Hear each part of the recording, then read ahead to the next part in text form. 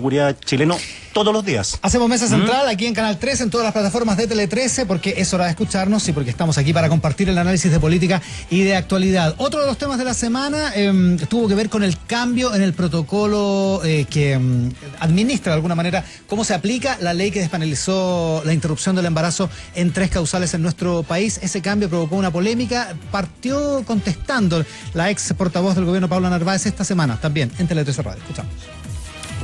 Protocolo, ¿no es cierto?, para la implementación de la despenalización de la interrupción del embarazo en 3 causales.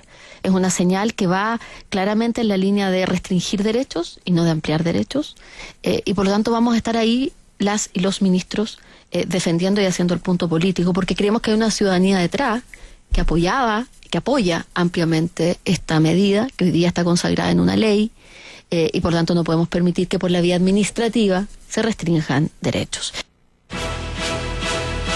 Esa fue parte de la polémica. El otro sazón de esta controversia lo puso esta agenda, que es la agenda de los estudiantes de la Federación de Estudiantes de Chile, que en uno de sus acápites tiene un procedimiento, un instructivo para realizar un aborto seguro. Eso es, ¿no? Un instructivo con algunos pasos para un aborto seguro con, siempre me cuesta pronunciar esto, misoprostol. Bajo el subtítulo Anticoncepción de Emergencia, parte de la polémica, y lo conversamos con nuestro primer invitado esta mañana acá en Mesa Central, el doctor Gonzalo Rubio, ginecólogo del Hospital de San José, que fue el encargado de realizar el primer aborto, la primera interrupción del embarazo bajo esta nueva ley que lo despenaliza. Gonzalo, muchísimas gracias por estar acá, muy buenos días. Muchas gracias a ustedes por... Primero, es una... No sé cómo decirlo, pero es una curiosa situación la que te ha puesto la historia, digamos, en tener que realizar esto. ¿Cuántos abortos has tenido que realizar en estos meses de... ¿Cuántos ya son 6 meses de...? Sí, más o menos. Bueno, la verdad, ¿no? es que nosotros en el Hospital San José hemos tomado un poco la vanguardia en esto y somos un centro de derivación, además de malformaciones, de todo el norte de Chile. Por lo tanto, llevamos una cuenta alrededor de 10 procedimientos que no lo he realizado yo solo, naturalmente. Hay un equipo en que trabajan además dos ginecólogas y el equipo de salud mental que lleva casi 10 años trabajando con mujeres que están víctimas de violencia o con fetos con malformaciones. De hecho, el título principal de la tercera de hoy es Salud registra 111 abortos por 3 causales en 6 meses de vigencia de la ley. El primero, el que te tocó practicar a ti, fue un caso particularmente dramático, Gonzalo, ¿no? Sí, lo que pasa es que yo creo que además toma principal relevancia por toda la discusión que se dio en términos a la tercera causal, que era la causal de violación. En general, la gran mayoría creo que además de los médicos y médicas no han tenido mayor problema con las primeras 2 causales, la que ha generado más controversia. Creo yo porque lo contracultural y contraintuitivo es de alguna manera otorgarle a la mujer la posibilidad que su testimonio sea el método como para hacerlo. En los 2 primeros, los médicos siempre tenemos algo que decir. Claro. Ahora, el reportaje que cita Iván registra 123 peticiones de aborto, 111 se efectuaron y 12 no se efectuaron porque la gente se arrepintió.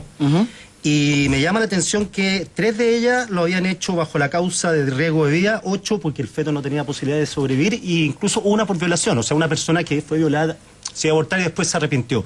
Te quería preguntar, ¿cómo se maneja el proceso entre que la persona decide o piensa abortar y el aborto? Porque ¿cómo se maneja también el arrepentimiento?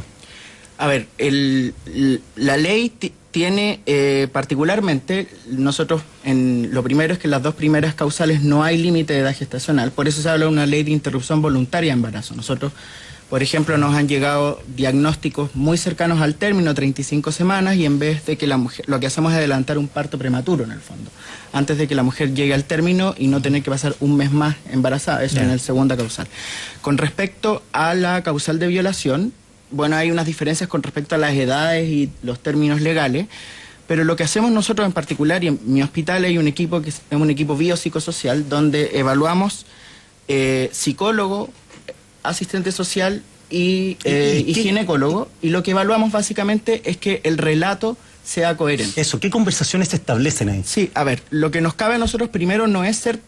nosotros no somos peritos, sino vamos a periciar efectivamente si hubo una violación o no. Lo que tiene que hacer este equipo biopsicosocial es evaluar si el relato es coherente, si tiene coherencia del punto de vista... A ver, en particular, por ejemplo, si hay alguna relación con trastornos, por ejemplo, psicológicos, psiquiátricos, y si además se correlaciona con la edad gestacional. Por ejemplo, nosotros nos cuentan un relato eventualmente, no sé, la gran mayoría de las violaciones son reiterativas en el tiempo, por lo tanto es medio complejo evaluar el momento mismo de la fecundación, pero eventualmente en un caso, por ejemplo, de una violación por un tercero desconocido, uno evalúa más o menos que concuerde con la edad gestacional que nosotros evaluamos porque hacemos una ecografía. Doctor, entiendo que usted hizo una especialización en las últimas técnicas de interrupción del embarazo en México. ¿Por qué eligió esta área de especialización que es tan polémica?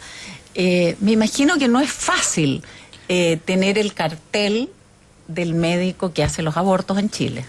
Sí, naturalmente. A ver, lo primero es que no es una especialización en particular, lo que he hecho son algunas capacitaciones y que tienen que ver con una parte que se llama derechos sexuales y reproductivos, que viene trabajándose desde la Convención contra toda la violencia contra las mujeres de Beijing de 1995, y ahí en el mundo ha ido avanzando en esto.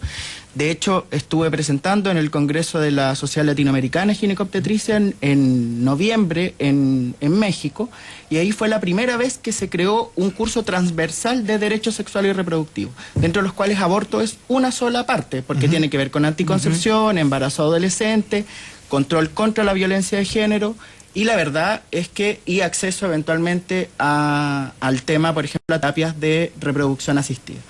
En particular a mí me interesó porque me interesaba mucho el tema de reproductivo en general y el tema de derechos, y en la medida que fui trabajando y evaluando me di cuenta que las mujeres víctimas de violación o que trabajaban en aborto eran las mujeres más despreciadas del sistema de salud. Por lo tanto, me pareció que lo más legítimo era tratar de trabajar de la manera más segura posible. Y en el mundo se ve así.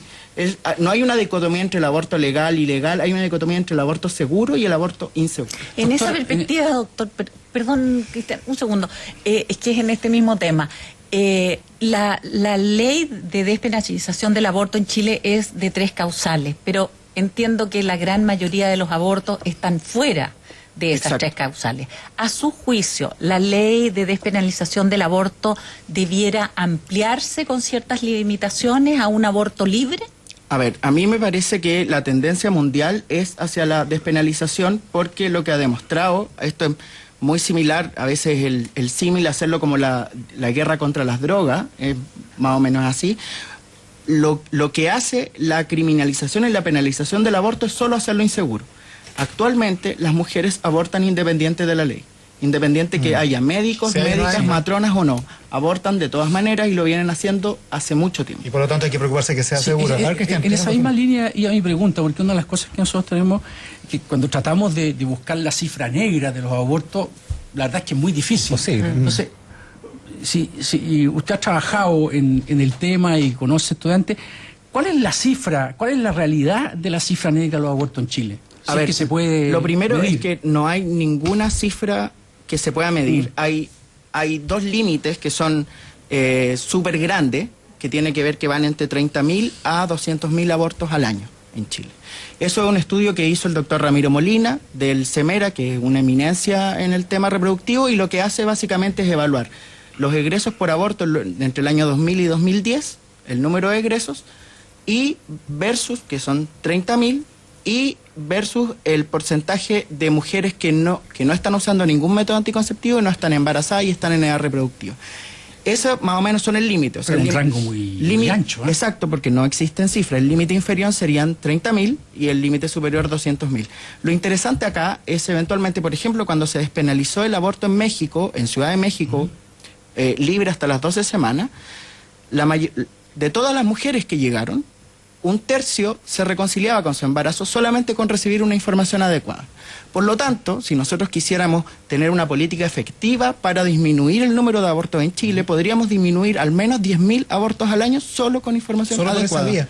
Angélica Bulnes. Es que como precisamente usted, doctor, ha estado trabajando en tratar de hacer el procedimiento del aborto más seguro y menos traumático, me gustaría saber qué piensa precisamente el instructivo de la agenda de la fecha. A ver, bueno, eso ha sido bastante controversial en general, pero, a ver, del punto de vista técnico no hay ninguna discusión con respecto a eso. Es la recomendación. Yo además traje el manual de aborto seguro de la OMS, que es se supone que es la mejor publicación desde el 2011. La OMS publica todos los años un manual de aborto seguro para proveedores, que en la gran mayoría de los médicos y médicas y obstetras no conocen. Ya es una publicación súper buena, y la recomendación del punto de vista técnico es la adecuada. Ahora, si lo que vamos a entrar a discutir es el tema moral con respecto al acceso a información, esto ya entra dentro de una política internacional. Pero aún antes de eso, porque, Claro, es la porque esa perspectiva como información desde está... salud pública. Claro. Es seguro, porque yo entiendo que la OMS dice que efectivamente el procedimiento con misoprostol, ¿misoprostol se llama? Misoprostol es muy difícil. Es seguro, pero que no recomienda, o sea, que recomienda que sea supervisado por un Por un profesional especialista, médico. claro. Entonces, aunque el procedimiento es seguro, no recomienda que sea casero. Por eso pregunto, si desde la perspectiva Sí, de salud. a ver, mira, hasta donde yo leí la agenda de la FECH, lo que dice es que antes de usar el medicamento, ojalá se acerquen a un profesional amigable para usarlo. Básicamente hay 3 condiciones que requieren que el aborto de alguna manera sea descartado. Primero, que haya un embarazo ectópico, que es el 1 a 2% de los casos. Segundo, que idealmente para hacerse para hacerse de manera ambulatoria, porque no necesita hacerse de manera hospitalaria, tiene que tener menos de 10 semanas. Y la tercera, eventualmente, que tienes que saber lo que te están vendiendo, que en Chile naturalmente no se puede. El tema tiene que ver con que en la actualidad las mujeres están abortando independiente de esta información. Y esto se enmarca, hay una política internacional que se llama, bueno, la trajeron, la normalizaron los uruguayos, en particular 10 años antes de despenalizar, que la trajeron de la experiencia que habían tenido en Europa con respecto a los drogadictos endovenosos que compartían jeringas. Estableció una política que se llama reducción de riesgo y daño, y dijeron, los drogadictos endovenosos están poniendo heroína, pero además están transmitiendo VIH. ¿Qué vamos a hacer? Le vamos a dar jeringas. No le vamos a dar la droga, pero le vamos a dar jeringas desechables. Y así disminuyeron la transmisión de Para VIH. que no las compartan, digamos. Exacto. Claro. Sí, perdona, Valquique, pero antes solo decir que dice, ante qué síntomas estar alerta, dice este instructivo, si aparecen unos determinados síntomas hay que ir a urgencia médica, y qué hacer, ir a un control médico entre 7 y 20 días después del aborto, es lo que dice el instructivo de la FECH. Doctor, quiero hablar de la objeción de conciencia. Sí. Quiero ver qué piensa usted. Estaba viendo el robot, la bot, este emprendimiento periodístico de Andrea Insunza, Francisca Scogni y la Paula Molina, y que te da información de contexto. Y tocan el tema del aborto, y dice que, por ejemplo, en Italia el 70% de los ginecólogos son objetores como individuos, objetores de conciencia. Hay diversas legislaciones, hay algunos que solo permiten la objeción de conciencia en instituciones privadas. En Estados Unidos sí hay objeción de conciencia institucional, tal como lo que se instaló acá.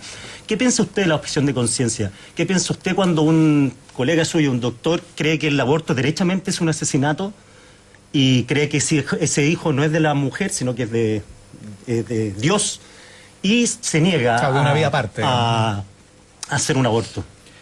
A ver, yo puedo entender la objeción de conciencia cuando uno lo evalúa desde un punto de vista ético, y la percepción personal determina que tú no puedas actuar en ese momento, pero eso exige, independiente de cualquier cosa, no obstruir, no generar una obstrucción de conciencia. Si de alguna manera hay un fallo del Tribunal Supremo de Colombia que determinó cuáles eran las determinadas causas para la objeción de conciencia, y es lo que la Organización Mundial de la Salud ha puesto como el índice. Pero ese doctor es el único en el pueblo. Bueno, es que en ese caso, es el problema, ¿no? es que en ese caso no concurre la objeción de conciencia. ¿No podría? No. Si tuvo que hablar a una niña, yo entiendo. Si efectivamente no existe la posibilidad de hacer de que haya una derivación efectiva, no corre la objeción de conciencia, al igual como que una mujer... No cabe, ¿no? Exacto, al igual, por ejemplo, que una mujer esté moribunda, yo eventualmente podría tener objeción de conciencia, pero no puedo hacerlo.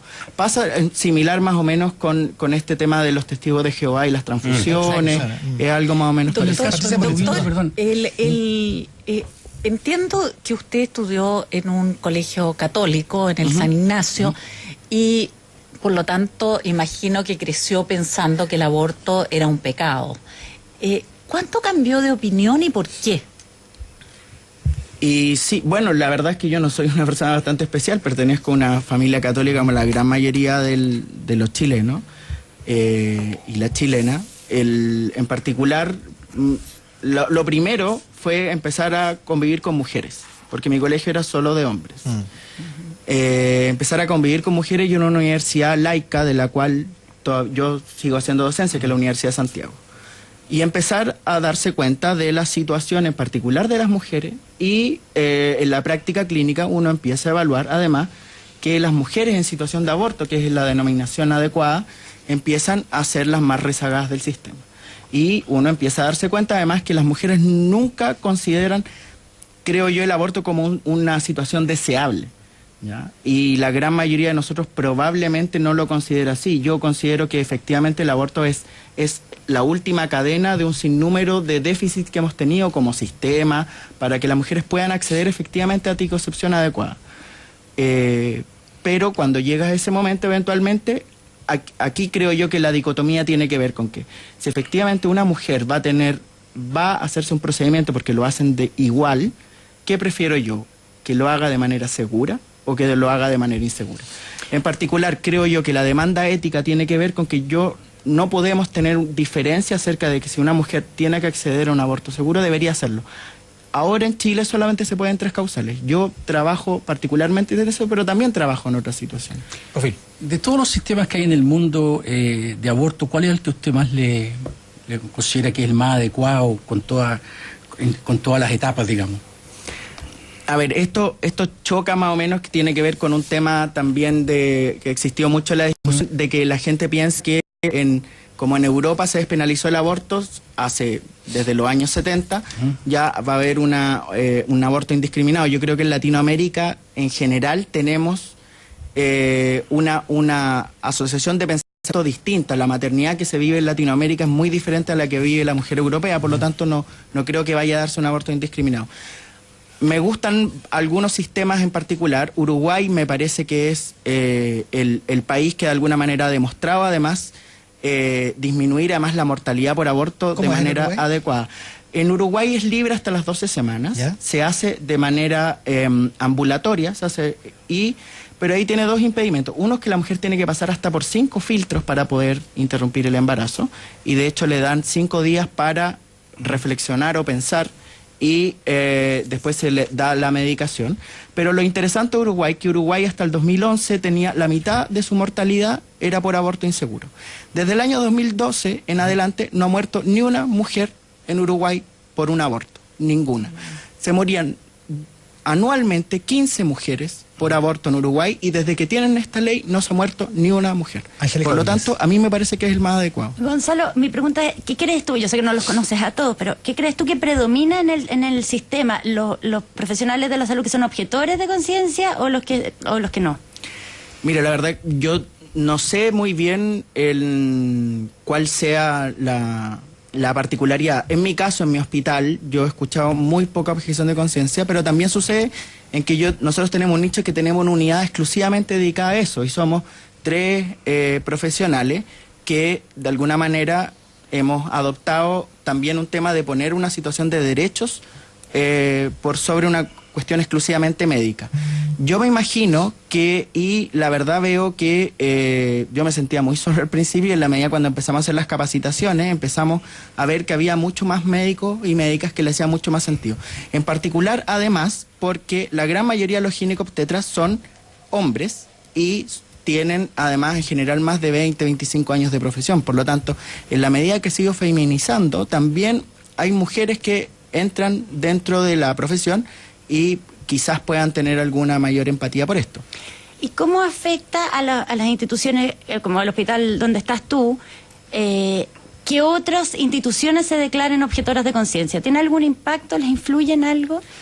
A ver, nosotros en particular dentro de estos 10 casos, en algún momento también tuvimos que recibir mujeres que habían hecho peregrinaciones por el sistema privado, que habían sido negadas el acceso a una interrupción de embarazo por 3 o 4 clínicas, arguyendo de alguna manera que estaba en transición, que el protocolo no estaba, pero el problema creo yo es cuando mujeres que son usuarias de un sistema ISAPRE eventualmente, o mujeres que son usuarias de una clínica donde tienen sus controles, llevan a sus niños sanos, y a control de su niño sano, y llega un momento en que la institución le dice, ¿sabes qué? En esta prestación yo no te voy a ayudar, y tienen que hacer un peregrinaje por un montón de instituciones. No sé si en particular nos vaya a generar un problema, porque además también hay un gran mito como que se va a venir una avalancha de mujeres a abortar, y la verdad es que eso no es así. Yo siempre cito de alguna manera a experiencias internacionales. En México, cuando se despenalizó el aborto hace 10 años, se pensaba que iba a haber 250.000 abortos al año. Llevan 10 años y llevan 200.000. En los 10 años. En los 10 años. Por lo tanto, las cifras en general son mucho menores. Patricia Boles. Doctor, este nuevo protocolo de objeción de conciencia que de alguna manera hace más fácil ser objetor de conciencia tanto para las personas como para las instituciones, ¿tú crees que ayuda a que se estigmatice más a quienes practican un aborto? A ver, mira, con respecto al nuevo protocolo hay dos cosas que son muy negativas y una cosa que al menos a mí me parece al menos rescatable. Las dos primeras tienen que ver con que de alguna manera que las instituciones que arguyen objeción de conciencia institucional puedan seguir recibiendo recursos públicos, lo que a mí me parece un contrasentido del punto de vista de que están generando algún grado de discriminación sobre mujeres, más o menos lo que pasaba con las instituciones que tenían de alguna manera educativo, o sea, con cifras educativas que podían de alguna manera seleccionar. Podemos seleccionar y además seguimos recibiendo recursos fiscales. Creo que es complejo desde ese punto de vista porque además determina que algunas mujeres van a tener que estar peregrinando. Y lo segundo es que extiende la objeción de conciencia a todo el personal fuera del pabellón. Que, a ver, normalmente, y el fallo del Tribunal Supremo de Colombia lo dice, quien debería tener objeción de conciencia es exclusivamente el médico que está practicando la interrupción del embarazo. Eso se extendió al personal que estaba en el pabellón, que de alguna manera podría limitar el acceso al anestesista, la asistente, la matrona, y ahora se extendió de una manera ilimitada que yo creo que es difícil regular. ¿Por qué? Porque además nosotros tenemos que salvaguardar la privacidad, o sea, eventualmente, ¿por qué el camillero que transporta a la mujer entre el segundo o tercer piso tiene que saber que ella está con una interrupción de embarazo? ¿Y podría negarse eventualmente a hacerlo? Eso es complejo. ¿Hasta dónde ponemos el límite? ¿Y lo rescatable? Lo rescatable tiene que ver con que determinaba que las instituciones tenían que generar inmediatamente un prestador, que a mí me parece que es lo adecuado. O sea, yo me niego, pero derivo de inmediato. Exacto, y me hago cargo porque en esa situación que lo regulaba, que a mí me parecía que había quedado muy en el aire en la situación actual, pero determina que tiene que haber un prestador inmediato. Estamos con el doctor Gonzalo Tiene Rubio. que pagarse ese bueno, sí, prestador, ¿no? lo interesante, lo interesante además es que del punto de que la mujer no tenga que correr con eso, y eventualmente las mujeres que se atienden en el sistema privado, que después nosotros la podemos atender en el sector público, el hospital tiene que cobrarle a su sistema. Estamos con el doctor Gonzalo Rubio Quique Mujica. Doctor, en caso que usted es partidario del aborto en todas las circunstancias. Yo en particular, a ver, tengo una visión que tiene que ver desde la biología y la formación médica, tiene que ver con que yo estoy de acuerdo con el aborto sin causales hasta las 12 semanas. Perfecto. Y de las 12 en adelante con causales. Y usted decía una frase que me quedó dando vuelta, dice que el aborto es la última cadena de los pocos deseables cosas que van pasando, una serie de infortunios que van por falta de políticas públicas, etcétera, etcétera. Y le pregunto, en caso que existiese el aborto en todas las circunstancias, ¿qué diálogo usted establece? ¿Un diálogo con la persona que quiere abortar, con la mujer que quiere abortar? Cuando la mujer le dice, ¿sabe que quiere abortar? Y usted asépticamente dice aborto inmediato, o usted establece un diálogo, decir, ¿por qué quiere abortar? Porque en el caso de las tres causales, son más o menos, están de suyo. Pero en el caso de quiero abortar, porque quiero abortar. A ver, en particular con el caso de las tres causales, la ley además no obliga, y a mí me parece bien. Yo en algún momento tenía una diferencia con el tema del acompañamiento, porque consideraba que podía usarse de manera coercitiva. Quizás yo tengo una visión que está muy parcializada, porque el equipo con que yo trabajo es un equipo de primer nivel. La gran mayoría de los psicólogos llevan 10 años trabajando con mujeres. ¿Y qué hacen ese acompañamiento? Sí, y que de alguna manera le ofrecen de manera bastante básica, o sea, le ofrecen la alternativa de continuar el embarazo, de interrumpirlo o eventualmente dar en adopción, y se establecen esas alternativas. Eso es lo que uno genera. Claro, porque coincide conmigo que la conversación en estos tres casos es súper difícil siempre, pero es más fácil que cuando una persona dice, ¿sabe que quiero abortar? Y tiene las 3 causales, no, quiero abortar porque quiero abortar. Esa conversación no se da porque es ilegal, ¿no? En esa misma línea. Usted mencionó que habían 5 filtros en Uruguay. ¿Cuáles son esos 5 filtros? A ver, los 5 filtros es primero que la mujer accede, primero solicita la interrupción hasta las 12 semanas. Después de solicitar la interrupción se lo deriva donde un ginecólogo que esté dentro de este pool de alguna manera de ginecólogos que lo pueden hacer, porque además sucedió en Uruguay el problema es que exclusivamente lo podían hacer ginecólogos y hay regiones donde hay 2 ginecólogos y los 2 objetan. Entonces, esa región tenía que transportar a esa mujer. Después tenía que acceder a un equipo, a un psicólogo, a una trabajadora social. O sea, estaba el ingreso, el ginecólogo, la trabajadora social. Después tenía que ver con este tiempo que tenía que tomarse de reflexión, que eran 5 días. Y el quinto es cuando accedía a recibir la medicación. ¿Esa reflexión es acompañada? ¿Cómo es esa reflexión? No, después de que le dan todas las alternativas y todas las... le dicen por qué quieres, en qué condiciones, cuáles son las causas. Le dicen, ok, tienes 5 días para reflexionarlo y después de esos 5 días, la discusión que hacían las mujeres en Uruguay, que decían, a ver, ¿por qué las mujeres necesitamos tomarnos tiempo? Si la gran mayoría venían con la decisión ya tomada. Sí, a eso me refería yo, se entendió mal la pregunta, no está diciendo en las circunstancias actuales, porque hoy día no se puede hacer un aborto porque quiero hacer el aborto, sería cometiendo una ilegalidad. Sí. Estoy en el caso que Chile avance hacia eso, bueno, ahí me lo respondo ¿Cómo sería? Claro. Como Uruguay. Sí, mira, a ver, la gran mayoría creo yo, de por qué las mujeres abortan en Chile, tiene que ver con 2 cosas. Uno es con que han tenido un mal acceso a anticoncepción.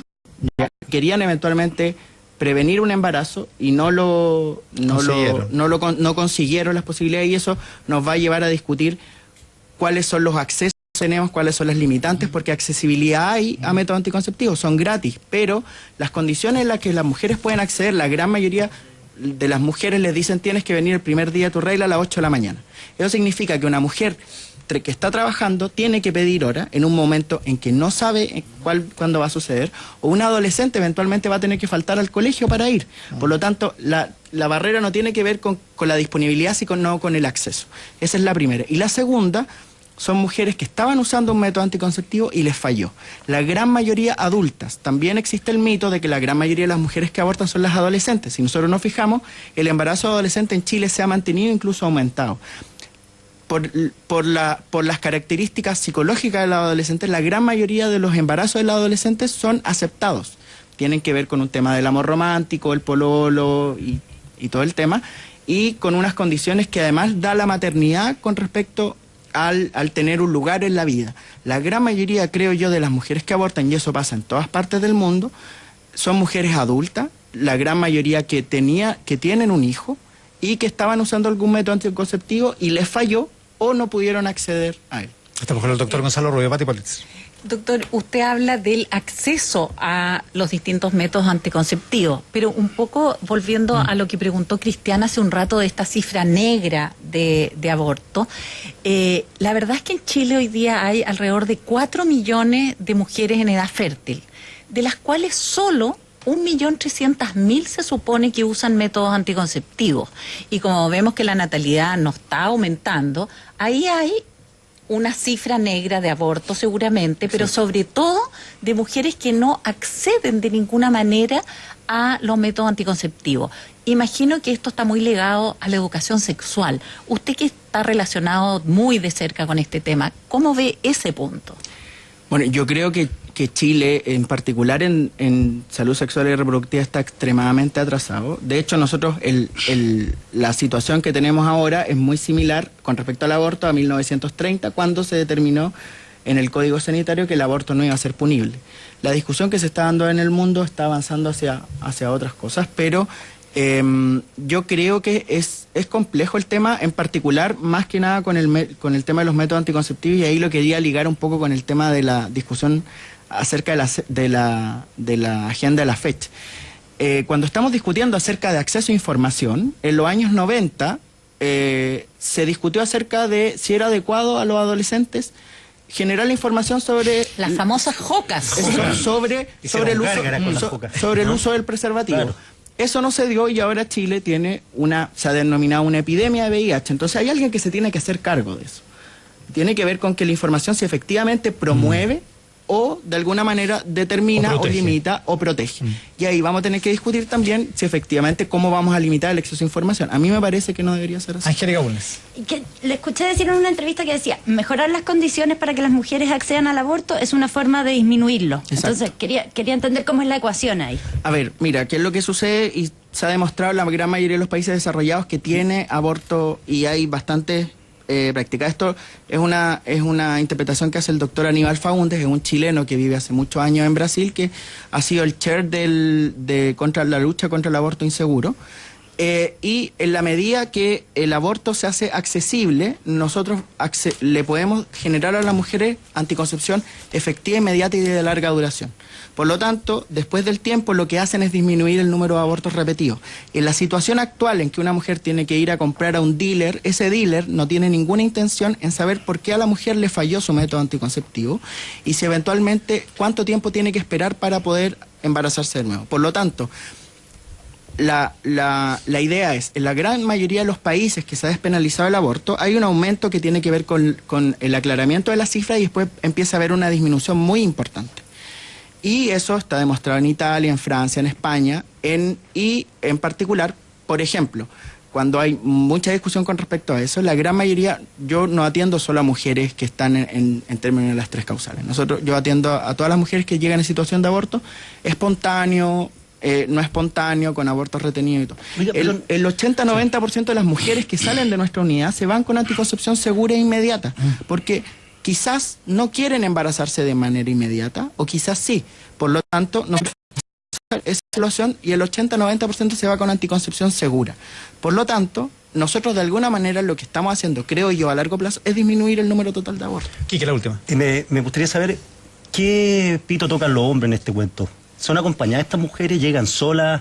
¿Ustedes hablan con las parejas, los pololos, los novios, como se llame? Bueno, naturalmente, sobre todo, nosotros tenemos mucha más experiencia con la segunda causal, porque les contaba que además nosotros tenemos un equipo de medicina fetal que también está trabajando hace mucho tiempo y trabaja y además hace la evaluación de casi buena parte del norte de Chile, por lo tanto hay profesionales muy bien armados, y nosotros hasta septiembre teníamos la posibilidad y le decíamos a las mujeres que su feto era inviable, pero la única posibilidad que teníamos era de hacer este acompañamiento mientras duraban las 40 semanas de embarazo. Ahora lo que tenemos de alguna manera es decirle a la mujer, tú tienes la posibilidad de llegar a las 40 semanas o de interrumpir el embarazo. ¿Y el hombre ahí participa? Sí, naturalmente. En particular, en la tercera causal sí, porque buena parte de esos embarazos también eran planificados o son muy deseados. Claro. Por lo tanto, hay una situación en particular, nosotros trabajamos naturalmente, sobre todo con las mujeres, pero también las parejas tienen algunas cosas que decir. En particular, nosotros naturalmente tenemos una visión muy de derecho y quien tiene la última palabra es la mujer. Así siempre es.